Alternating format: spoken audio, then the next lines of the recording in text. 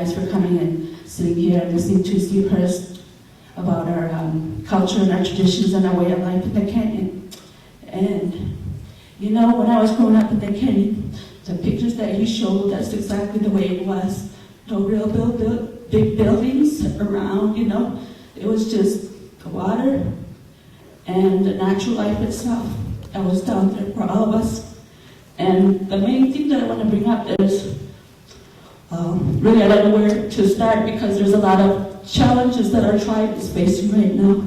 He put out some information on some of them, such as the trash, our lagoon. You know, we need to find another resource for our lagoon area because it's filling up, and our trash, our garbage down there is just piling up, and as someone put it, you know, it's going to bury us maybe one day, but I don't want to see that. So, like I said, we have a lot of challenges facing our tribe, and the water, you know, it gives us life.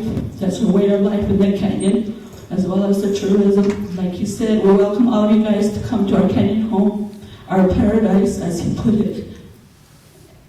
But it's not without problems. We have problems down there. But again, with the water on the outside world, like he said, people are drilling for water because water is going away, you know. It's less and less every day. We got to conserve our water.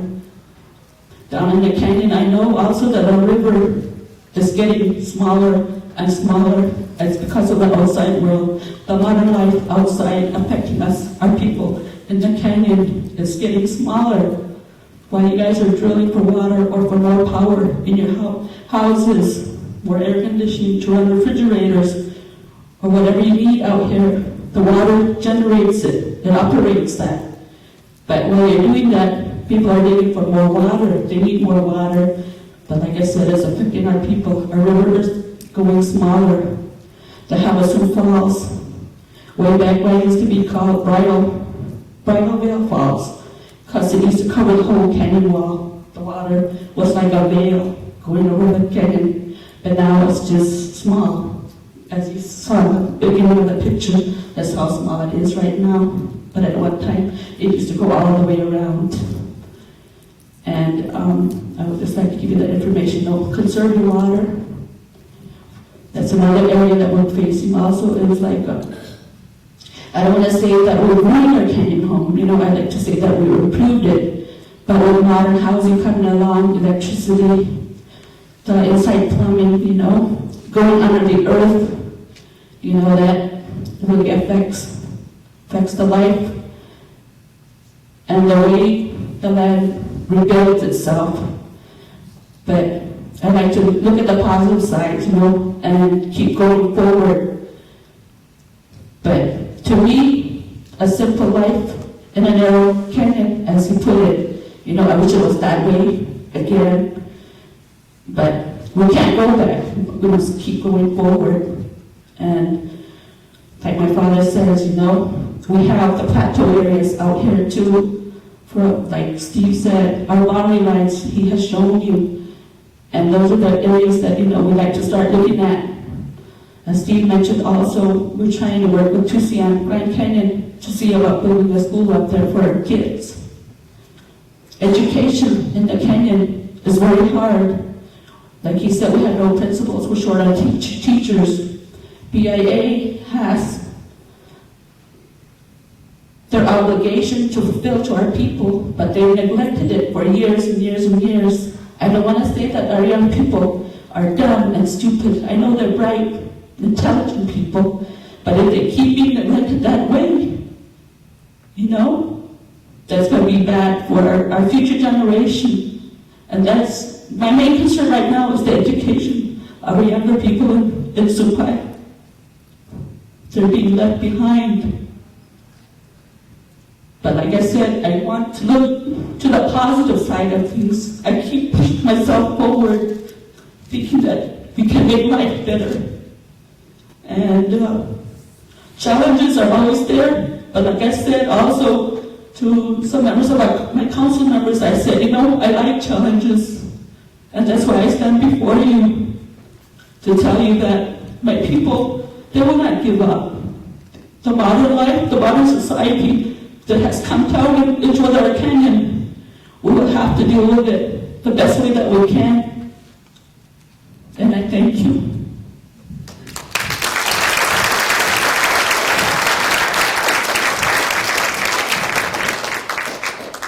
Guys, want to say anything?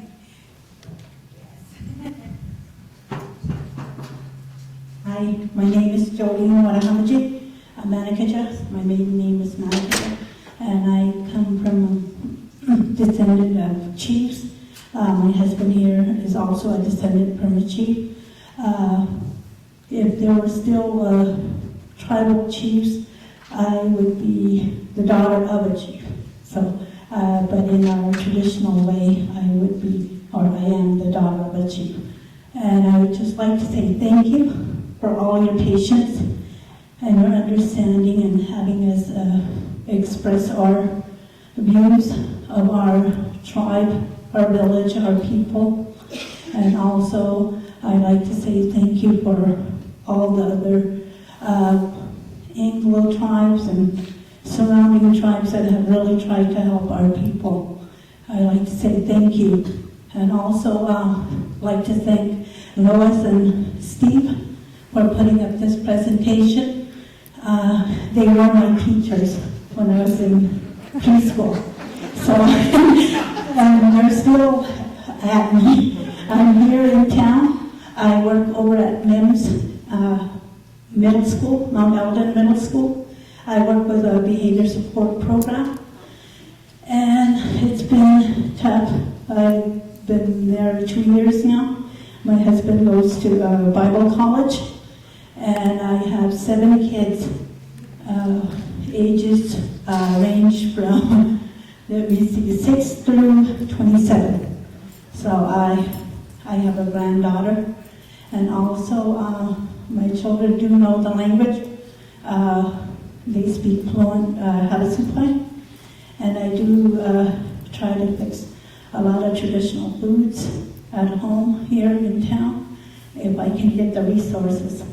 But I do that, and I need to pass it on to my people, my kids. And so right now they're in school here in the public schools. 5 of them go at Killip Elementary School. And I have 1 at MIMS, Mount Eldon Middle School, 1 over at Coconino High School. And so, like Colleen said, our education is very important to our people. And so my children are really going off into the computers, technology, getting up and speaking up in front of people, defending our tribe, which I see is okay. You know, I think that they should, if that's what they feel. You know, and I am one to really be conservative about land, water, energy, air. So I really do a lot of ceremonial stuff with my tribe when I'm called upon. And I do represent our tribe. I've been over to the Northern Arizona Museum. Some of you probably recognize me from there. I did a little presentation with Steve and Lois back in September, was it? Last year? Yeah. Or October, I can't remember.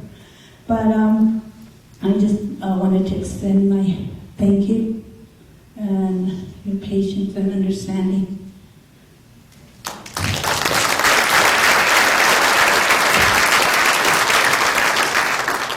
Good evening. My name is Joel Ramji, my husband of Jolene, and I thank Colleen, chairwoman, and the council member. She's here, and the rest of the the council member are at a different meeting, and they've been scattered, and they've been representing of the Havasupai tribe, and I just want to acknowledge the council members and the council help my family.